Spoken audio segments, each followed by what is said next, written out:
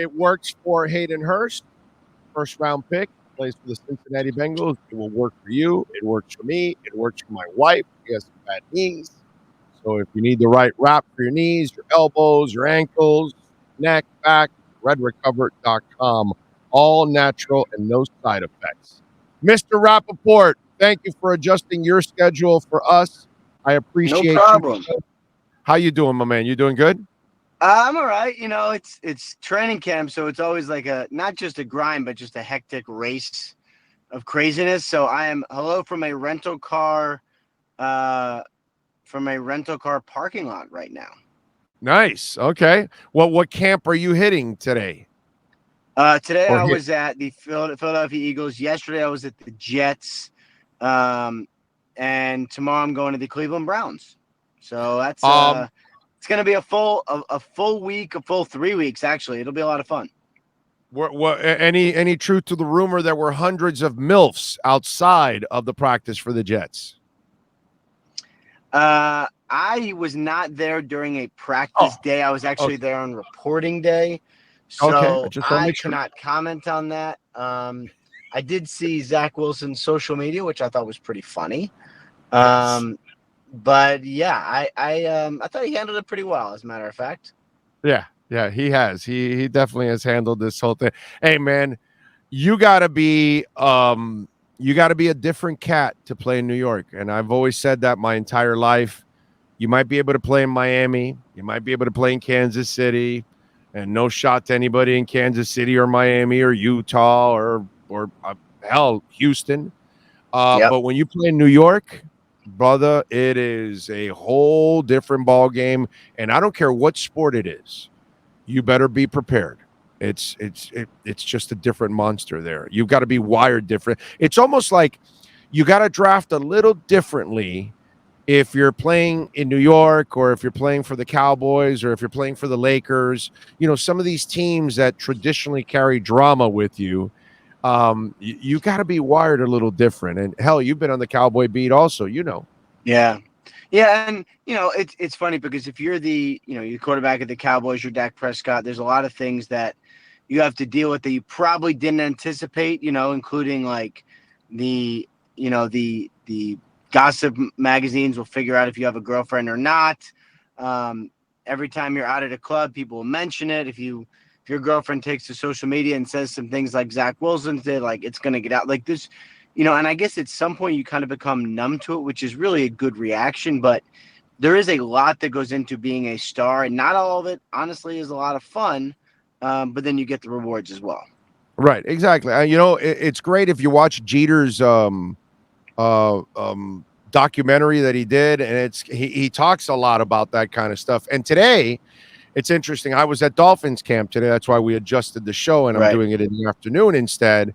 And Tua was asked about people that question his talent and all this kind of stuff, and he basically said, "Well, I don't listen to that. I don't know what they're saying. That's probably done for clickbait. If you're not in my circle, then I don't hear you. And if I don't hear you, it doesn't matter to me." And I thought that was a fabulous answer in a way of phrasing it. And one of the things I give to a lot of credit, he acts already like a 12-year veteran. I mean, He you're not does. going to bait that dude into anything. You know what I'm saying? Yeah, and I was at Eagles today, and Jalen Hurts is there, and you get the same sort of vibe where it's like, and maybe it's an Alabama thing, but you get the same sort of vibe where they're like, "Hey, man, you say whatever. I'm kind of not hearing it, and even if I do, I don't really care about it." So, like, all right, and Tua's been through a lot. I mean, the Deshaun Watson rumors were very loud. We all heard it. He definitely heard it, and it didn't seem like it really affected him, which is certainly a fascinating part of this. By the way, Baker Mayfield, Tua Tagovailoa, who handled it better? You know what I mean? And Yeah, Baker only had to deal with it for a very short time. That right after the season, all of a sudden the rumors come in, and then he got pissed off that they tried to make the trade, and then it died out, and then it came back for Tua.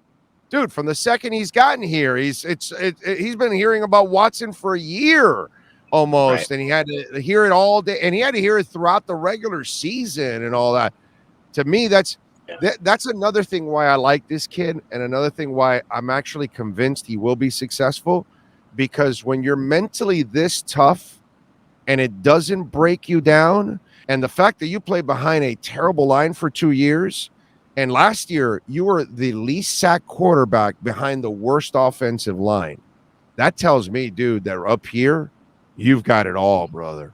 Because Yeah, as you know, and I Ian, don't think there's been any, it's like I don't know if there's been a question about that, but look, I mean, whatever happens with Tua, wherever he goes from here, his talent will either carry him or not. He'll either be good enough or he won't, and that's okay because the team is really good, and we'll find out. But I don't think whatever happens, I don't think he'll be affected by anything but what happens on the field, which means you'll get a full and real analysis evaluation as you should. And I think that is really important. I'm with you there. I was also looking at it, and it's kind of a theme down here in South Florida. The Heat right now, they finished their season. I don't know how much you follow it, but Jimmy Butler needs another alpha next to him. They don't have one. Bam isn't. Tyler isn't. I don't know how much hockey you follow, but the Panthers didn't have an alpha in their locker room, and they just traded for Matthew Tkachuk from Calgary, who's a freaking stud. You know what I'm saying? And I look at the Dolphins, and when I look at Tyreek Hill and Teron Armstead, looking at those guys, I think Mike McDaniel and Chris Greer, not only did they add two terrific players, but I think what they added were also two alphas in that locker room, and how important it is to have those kind of guys. The quiet leaders are important, there's no doubt, but you kind of need those guys that can rattle some cages, right, Ian? Yeah, and right now everything's great. Training camp's easy. I mean, it's not easy, but it's easy compared to the regular season. And so do you need a Teron Armstead to be a loud locker room voice? You probably don't. But things are going to happen, and players are going to be hurt, and they're not going to play well, and they're going to screw up and lose. And those guys are so important, who can really speak to the locker room and kind of like talk about setting the culture. Like guys like Teron Armstead really do. He's been injured a bunch. He's played through a lot. He knows kind of how to do it. He is kind of an elder statesman. Like these alphas are really important. And so it's not just about like adding like big flashy Tyreek Hill. It's not just about that. It's about things are going to go bad and who can kind of help keep things calm when they do. Right.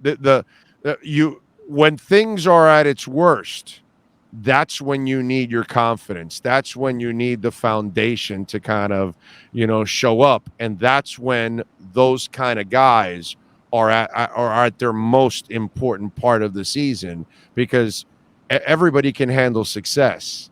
It's handling adversity in life. That's what really shows our true colors and how we're able to overcome those kind of things. And that's for anything, by the way, not just football. Yeah, and I agree, and that's why, like, I was going through it today on the air. We're talking about who's going to be the best team in the NFC East, and you look at the rosters and the quarterbacks, and you kind of break it all down, and it's like, well, okay, who's going to be healthy? That will be part of it, but some of it is like, how does the character of the locker room dictate which way the team goes? That's really a lot of it. Like, do you have some veteran in the locker room who's making a lot of money, who's not playing as much as he wants, and does he take things in the wrong direction? Do you have a leader who, when you've lost 2 in a row, goes like, all right, we're going to start practicing better? It's like, these are and this is why coaching is important. Like, whatever happens with Mike McDaniel, his, role, his tenure as Dolphins coach is not going to be decided by how many, great run plays he can draw. It's going to be, how does he keep this locker room together when things are bad? That's going to be most of it. By the way, I was Matt Verderam also joins us here weekly, and he's a big Kansas City guy. That was his team, and so obviously they lost Tyreek. And I was talking to him about this. And while obviously Kelsey's a monster, but Tyreek never played with another wide receiver opposite of him at the level of Waddle. And so now Tyreek's going to have a Gesicki, who I know I know he's not Kelsey, but he's a pretty damn good tight end overall. And then to have Waddle on the other side. Yeah. And that's where I'm really intrigued on how Waddle's going to help Tyreek and Tyreek's going to help Waddle, and maybe how Gesicki is going to benefit from both of them. You know what I'm saying? Because you're probably not doubling Gesicki. You're probably Gesicki's the third guy you double on this team, put it that way. It's going to be Tyreek 1, then Waddle 2, and then Gesicki. So I just not how the receivers will feed off of each other and how Gesicki could obviously feed off of those two guys. Right. And, on one hand, it's like, well, there's only one football to go around, and how are you going to spread it out? And that's, it's like that's an issue as far as how you're going to divvy up the catches. On the other hand, the defense is having the same thoughts. Is we only have so many guys. How are we going to divide it up? And you really don't know. And, I think for Tyreek, I mean, he's played in some great offenses. But this will be interesting because there's going to be times and he'll be like, I'm getting singled covered plenty. Like, what's happening? Or it'll be Gesicki, or it'll be Watt, or somebody where only get one defender. And it's like, that's a huge benefit. How well do the Dolphins take advantage of that? I mean, that's really going to be how explosive they are. Yeah, then that'll be up to Tua to understand, okay, where's the single coverage? Let me take advantage of that. All right, two things before I let you go. The flow thing. Any update on that? Because it's kind of been under the radar, and I know that the NFL is trying to keep it in arbitration and all that stuff. What the hell is going on with that thing? Yeah, that's basically what's going on. They're in a discussion, debate now, sort of a contesting, like where it's going to be seen, where it's going to be heard. Is it going to be a private, or is it going to be public, essentially? That's kind of the update there. I mean, these things, it was a big splash when it happened, but it's going to be a long time for it actually gets decided, if it actually gets decided, rather than sort of settled or something. Yeah, I almost feel like the NFL wants to drag it out because then it kind of dies out too at the same time, and people lose any kind of interest. All right, Jimmy G, brother, he's been, they've allowed him to seek a trade and all that kind of stuff. What do we hear? I mean, everybody keeps mentioning Seattle, but San Francisco and Seattle working together, that's hard to believe. So does Jimmy G get freed? Does he get traded? Does he eventually get cut? Are they going to allow the shadow of Jimmy G hanging over the youngster? How are they going to handle all of this? Well, I think they handled it really well yesterday when they basically came out and said, like, Jimmy G is not on the team anymore. I mean, he is, but he's not. He's not going to be their quarterback. They're moving forward with Trey Lance. He is their quarterback. This is his team. And then it's like, basically, how does Jimmy Garoppolo end up leaving? Does he get cut? Which he'll get to pick his destination, but probably won't make as much money. Does he get traded? He would make $20 million, but then it's like, where, right? I mean, who actually is going to trade for him? Or does he just wait for a quarterback injury? Do the 49ers wait for a quarterback injury and say that's our best chance to actually move him? So we know he's not going to be there, and it does not seem like his presence affects Trey Lance at all because he's not essentially on the team. But the actual transaction, does he get cut or what? That's what's going to be fascinating. We'll see. All right, what else you working on this week? So folks can check you out there on Twitter at Rap Sheet and, of course, the NFL Network. Yeah, I will be going from training camp to training camp. Hopefully I'll be able to do some things from each of the places I'll be at, and it's going to be a lot of fun. I mean, I'm on planes and in rental cars and just driving around for the next 3 weeks, so it's always exciting. When you coming to us? You coming down to Miami Gardens? I will be there for the but I will see the Dolphins at the joint practice against the Bucs. So one of those days, I think August 9th. Right, exactly. Okay, so, well that's even actually those are my favorite practices to watch. Those are better than games, actually. Okay. Yeah, I'd rather spend a day watching those practices than watch a preseason game any day of the week and twice on Sundays. Those practices. I would think most coaches would agree with you. Yeah. Oh, yeah. There's no doubt. All right. Follow him on Twitter at Rap Sheet. Ian, as always, we will catch up next week, my friend. Safe in your travels, right, man? Thanks, man. Take care. You got it. There you go. That is your look around the NFL.